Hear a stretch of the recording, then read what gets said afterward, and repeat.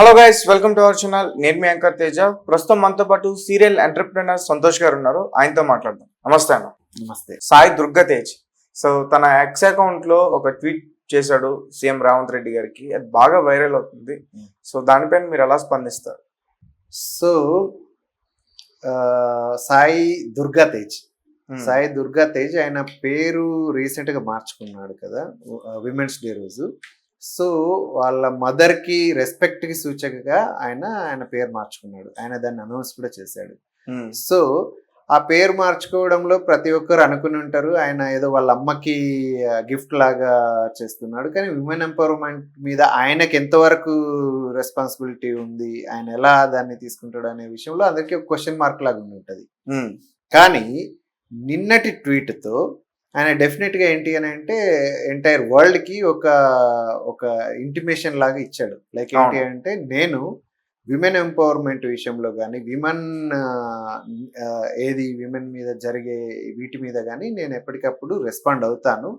ఇది ఓకే, అన్నిట్లో ఒక మొదటి భాగమే అనుకోవచ్చు నిన్న రెస్పాండ్ అయింది.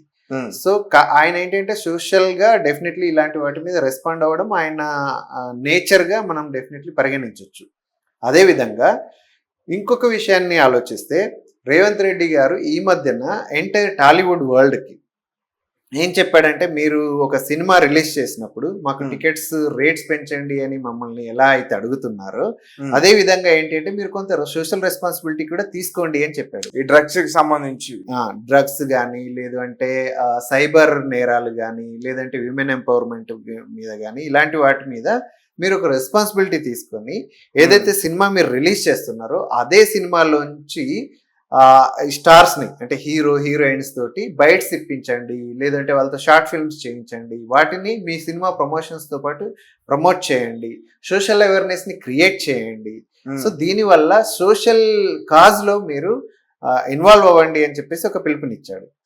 ఆ పిలుపులో భాగంగా ఆల్రెడీ చిరంజీవి గారు, ఆయన ఈవెన్ రేవంత్ రెడ్డి గారు చెప్పారు చిరంజీవి గారు ఆల్రెడీ చేస్తున్నారు, ఆయనను రిక్వెస్ట్ చేస్తే రీసెంట్ గా చిరంజీవి గారు డ్రగ్స్ మీద మీరు పోరాడండి, ఒకవేళ ఏదన్నా అంటే మీరు డ్రగ్స్ చూసినా విన్నా ఆ సమాచారాన్ని అందించండి, ప్రభుత్వం దానిపైన రెస్పాండ్ అవుతుంది, మీ వివరాలు గోప్యంగా ఉంచుతాయని చెప్పేసి ఒక షార్ట్ ఫిల్మ్ చేసి రిలీజ్ చేశాడు. అది ఇప్పుడు మీరు ఏ థియేటర్కి వెళ్ళినా కూడా రన్ అవుతుంది. ఓకే, అదేవిధంగా సోషల్ మీడియాలో కూడా వైరల్ అవుతుంది. దాంతో పాటు చిరంజీవి గారితో పాటు ఈవెన్ జూనియర్ ఎన్టీఆర్ గారు కూడా ఒక షార్ట్ ఫిల్మ్ చేశారు. సో అది కూడా సోషల్ గా అదేంటి అని అంటే సైబర్ నేరాలు.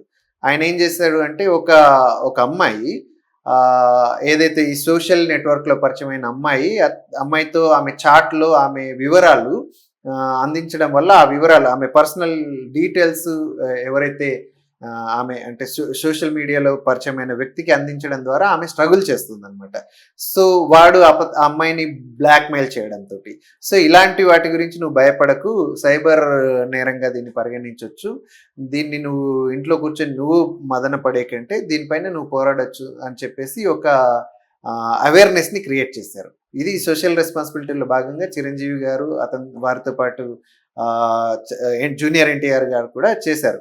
ఇలా ఏది సినిమా ఇండస్ట్రీ నుంచి కొంచెం కొంచెం సోషల్ రెస్పాన్సిబిలిటీ ఆల్రెడీ స్టార్ట్ అయింది. అదే విధంగా నిన్నటి విషయానికి వస్తే అది చాలా సెన్సిటివ్. ఆయన ఏదైతే మ్యాటర్ గురించి మాట్లాడారో అది చాలా సెన్సిటివ్. అంటే ఇది చైల్డ్ అబ్యూస్ అనేది పెరుగుతూ ఉంది. అది ఈ సొసైటీలో దాన్ని మనం డెఫినెట్లీ ఏంటి అంటే ఖండించాల్సిన అవసరం ఉంది. సో ఆయన సాయి దుర్గా తేజ్ గారి నేచర్ ఏంటి అంటే ఇలాంటి వాటి మీద స్పందించడం. ఆయన పేరు మార్చుకోవడం ద్వారానే ఒక రకమైన సమాజానికి ఒక రకమైన పిలుపునిచ్చారు. నిన్నటి ట్వీట్తో డెఫినెట్లీ ఏంటంటే ఎస్, ఇలాంటివి ఏమైనా ఉంటే నా తరపున నేను పోరాటం చేస్తాను అని చెప్పేసి దట్టు డైరెక్ట్ గా రేవంత్ రెడ్డి గారికి ట్వీట్ పెట్టడం, రేవంత్ రెడ్డి గారు ఇమీడియట్ గా దానిపైన రెస్పాండ్ రీట్వీట్ చేశారు. అది కూడా వైరల్ అవ్వడం, దానిపైన ఇమీడియట్ గా స్పందించమని పోలీస్ వర్గాలకి ఆయన ఇన్స్ట్రక్షన్స్ ఇవ్వడం, తద్వారా ఆ ప్రాబ్లమ్ ని సాల్వ్ చేసే ప్రయత్నాన్ని చేస్తున్నారు. ఇలాంటివి నిజంగా జరగాలి.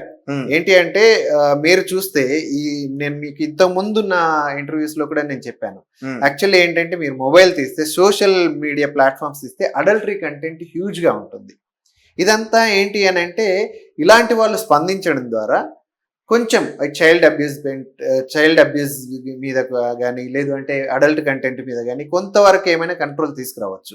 అదేవిధంగా డ్రగ్స్, ఏది రేవంత్ రెడ్డి గారు లేవనెత్తిన అంశాలు ఏవైతే ఉన్నాయో డ్రగ్స్ కానీ లేదు అని అంటే ఈ సైబర్ నేరాలు కానీ, సైబర్ నేరాల మీద కూడా మనం ఆల్రెడీ కపుల్ ఆఫ్ ఇంటర్వ్యూస్ చేశాం.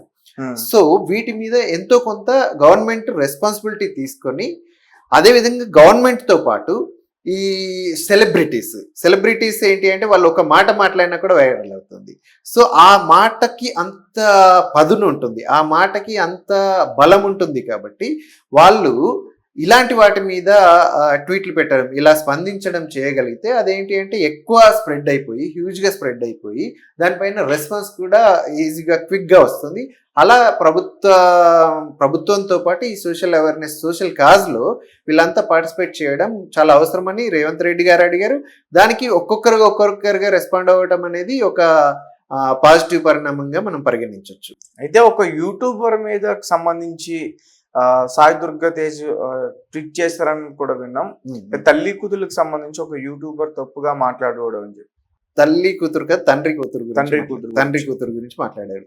అది చాలా తప్పు. ఇప్పుడు మనం ఏ సమాజంలో ఉన్నాం, ఆ సమాజంకి ఒక గౌరవం ఉంది. మన సోషల్ ఏదైతే ఫ్యామిలీ ఎన్విరాన్మెంట్ ఉందో దానికి ఒక గౌరవం ఉంది. ఆ గౌరవాన్ని పోగొట్టే రకంగా అదేవిధంగా చైల్డ్ అబ్యూస్ చేయడం అనేది చాలా పెద్ద నేరం. సో అలాంటి వాటిని ఖండించడం అనేది చాలా అవసరం ఉంది. ఆయన ఏదైతే రెస్పాండ్ అయ్యారో ఆయనే కాదు మిగిలిన హీరోలు కూడా ఇలాంటివన్నీ స్పందించాలనేది, మనలాంటి వాళ్ళు కూడా స్పందించాలనేది నా మనోగతం. ఓకే, దీనికి వెంటనే రెస్పాండ్ అయ్యారు, దీన్ని మంచి పరిణామం అని చెప్పుకోవచ్చా? ఖచ్చితంగా ఆయనే పిలుపునిచ్చారు కాబట్టి ఆయన రెస్పాండ్ అయ్యి ఎస్ మీరు రెస్పాండ్ అయితే నేను మీతో పాటు ఉన్నాను అని ఆయన రీట్వీట్ చేయడం ద్వారా డెఫినెట్లీ. ఇంతకుముందు ఏంటి అని అంటే ట్విట్టర్ అంటే కేటీఆర్ గారి పేరే వినబడేది.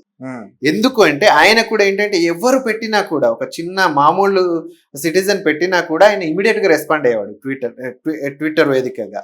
అదేవిధంగా సీఎం స్థాయి వ్యక్తి ఈ రోజు రెస్పాండ్ అయ్యాడు అని అంటే ఖచ్చితంగా ఏంటి అని అంటే ఈ పరిణామం మీరు చూడండి, రేపటి నుంచి ట్వీట్స్ వస్తూనే ఉంటాయి.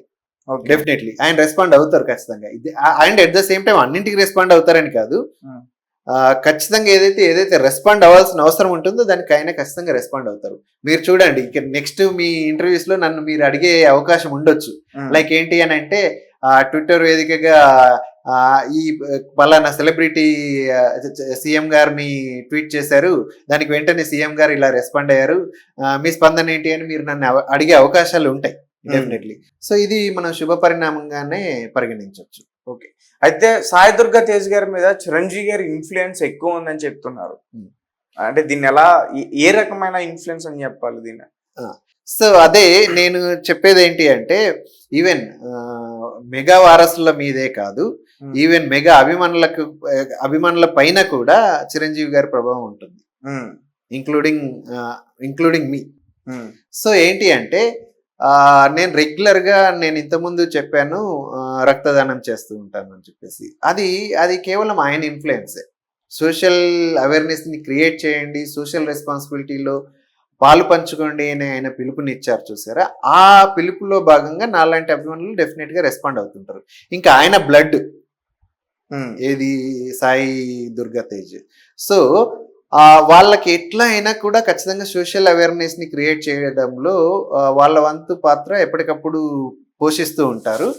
అదేవిధంగా ఆయన ఇన్ఫ్లుయెన్స్ ఖచ్చితంగా ఉంటది.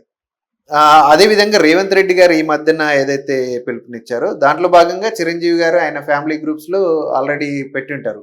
మీకు వీలైనప్పుడల్లా మీరు సోషల్ అవేర్నెస్ లో పార్టిసిపేట్ చేయండి, ఎంతో కొంత ఇన్ఫ్లుయెన్స్ చేయండి, తద్వారా మనం సమాజానికి ఎంతో కొంత తిరిగిచ్చినట్టు అవుతుంది అని చెప్పేసి డెఫినెట్గా ఆయన ఎంటైర్ మెగా ఫ్యామిలీని అడిగి ఉంటారు.